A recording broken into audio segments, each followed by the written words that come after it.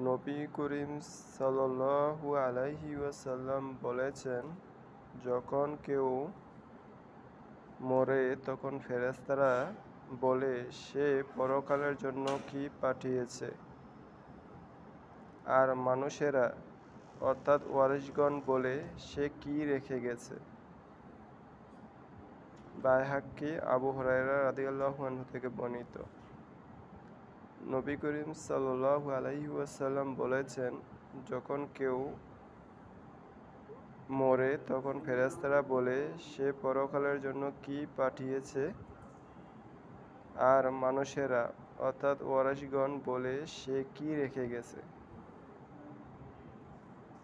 আমরা দুনিয়ায় এই যে সম্পদ করি, অথচ আখেরাতের জন্য আমরা ফাতিহা পাঠাই না, আমরা কিছুই রাখি না, ঠিক আছে? তখন আমরা মরার সাথে সাথেই যে ফেরেশতারা কি বলবে, আর আমাদের আত্মীয় স্বজন, স্ত্রী, ছেলে মেয়ে বা যারা ওয়ারিশগণ তারা কি বলবে? তো আমরা যেন জীবিত থাকতে আখেরাতের ফাতিহা পাঠাই, আখেরাতের জন্য, পরকালের জন্য, সুখের জন্য যেন আমরা অনেক কিছু করার চেষ্টা করি। আল্লাহ তাআলা সেই তৌফিক দেয়।